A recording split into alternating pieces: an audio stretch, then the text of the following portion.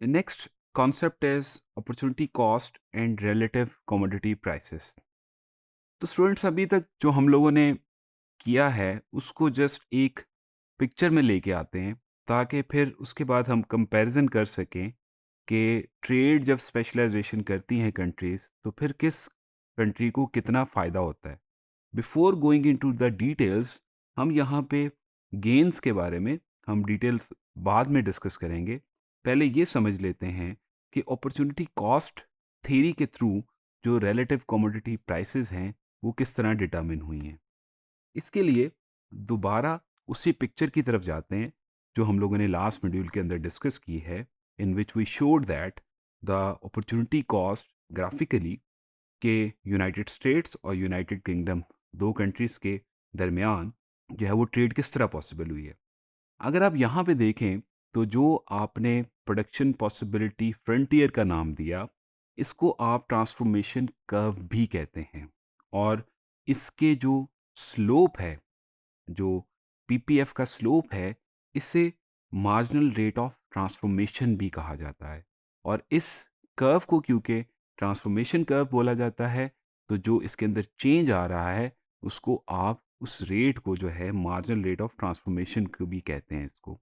और इसके स्लोप को हमने ये नाम दिया है। अब एक यूनिवर्सल फॉर्मूला है, जब हम मैथमेटिक्स की बेस पढ़ते थे तो उसके अंदर हमने स्लोप फाइंड आउट करने का जो है वो तरीका निकाला था राइज ओवर रन की फॉर्म के अंदर। तो इन दैट केस, या परपेंडिकुलर ओवर बेस की फॉर्म के अंदर, तो यहाँ पे अगर दोनों नेशंस का, यूएसए का भी और यूके का भी, अगर हम लोगों ने स्लोप निकालना हो ट्रांसफॉर्मेशन कर्व का, we can just divide the total amount of cloth United States can produce with the total amount of wheat United States can produce with the given total resources। तो यहाँ पे अगर आप देखें तो 120 divided by 180, that would be slope of PPF, या जिसे आप ट्रांसफॉर्मेशन कर्व के स्लोप की बात करेंगे या मार्जिनल रेट ऑफ ट्रांसफॉर्मेशन की बात करेंगे। वो यहाँ पे फाइंड आउट किया है हम लोगों ने 120 ओवर 180 फॉर यूएसए। इसी तरीके से फॉर यूके एज वेल, आप rise that is 120 divided by 60, which is total wheat production, that is true. अब इन दो फिगर को अगर गौर से देखा जाए, 2/3 और 2 के फिगर को देखा जाए, तो पिछले लेक्चर के साथ इसको अगर आप कंपेयर करें, तो you will see that this is just the opportunity cost, this is the slope. अब अगर स्लोप फाइंड आउट करना हो, तो आप इजीली देखते हैं दो, किसी एक कर्व के ऊपर अगर आपने स्लोप फाइंड आउट करना हो, तो दो पॉइंट्स के दरमियान आप देख लें चेंज कितना आ रहा है। इन दैट केस जस्ट मैं क्विकली इसको दोबारा लेके जाता हूँ। सपोज पॉइंट ए से आप आते हैं, इसको सपोज मैं नाम देता हूँ ए बार का। और अब यहाँ पे चेंज 20, चेंज 30, तो 20/30 दैट इज 2/3। तो क्वाइट सिंपल फॉर्मूला। आप 2/3 या जो हमने यहाँ पे कैलकुलेट किया है, सेम उसी तरीके से अगर आप पीछे भी जाना चाहें तो वो भी आप देख सकते हैं। मज़ीद नीचे आना चाहें तो आप यहाँ पे भी देख सकते हैं। 30 का addition, point suppose a double bar की मैं इसको नाम दे देता हूँ, और यहाँ पे 20 का जो है 20 यूनिट कम हुए, 30 आपके पास ऐड हो गए। अब हर कर्व के हर पॉइंट के ऊपर, क्योंकि ये स्ट्रेट लाइन है, स्लोप सेम है। तो इस केस के अंदर हमने ये कहा कि ट्रांसफॉर्मेशन कर्व का जो स्लोप है दैट इज 2/3।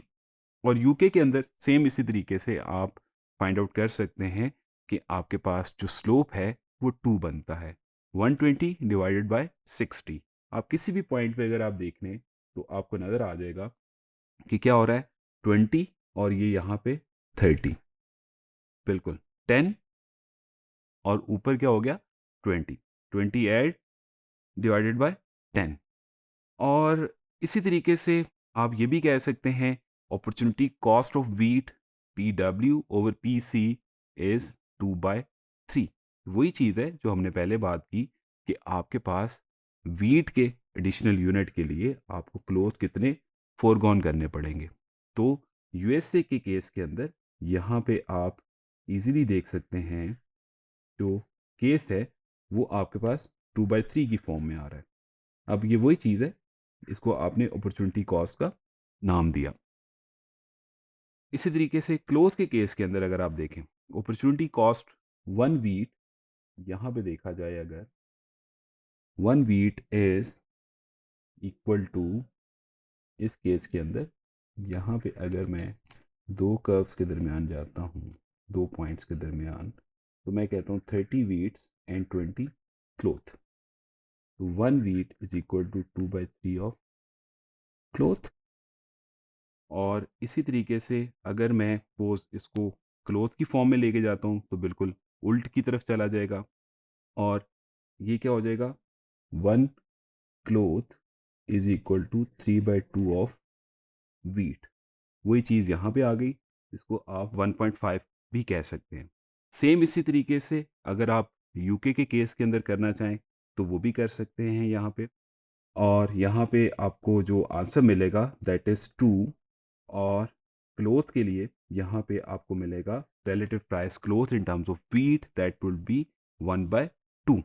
और वही जो बेस हम लोगों ने पहले पढ़ी थी ट्रेड को लेके, उसी तरीके से यहाँ पे चलेगा कि जहाँ पे अपॉर्चुनिटी कॉस्ट कम है उस कंट्री को उस चीज़ की प्रोडक्शन करनी चाहिए। तो यहाँ पे इजीली आप देख सकते हैं कि किस चीज़ के अंदर जो है वो अपॉर्चुनिटी कॉस्ट कम है। आपके पास यहाँ पे क्लियरली नज़र आ रहा है the P W over P C is lower in United States that is 2/3 against 2। ये हमने पहले भी किया था प्रूव, और यहाँ पे भी आप इजीली कर सकते हैं जैसे मैंने यहाँ पे किया है wheat in terms of cloth, यहाँ पे भी कर सकते हैं। आप कह सकते हैं 20 क्लोथ एंड 1 वीट, तो 1 wheat is equal to 2 cloth. इस केस के अंदर यहाँ पे भी 1 wheat is equal to 2 cloth, तो आपको नज़र आएगा इन दोनों पॉइंट के दरमियान कि ये चीज़ लेस है इससे। तो आपके पास जो यूएस से है वो प्रोडक्शन किसकी तरफ जाएगा, वीट की प्रोडक्शन की तरफ। तो ये बेसिकली हम लोगों ने एक्सप्लेन कर लिया कि आपके पास रिलेटिव कमोडिटी प्राइसेस क्या होती हैं with the help of opportunity cost.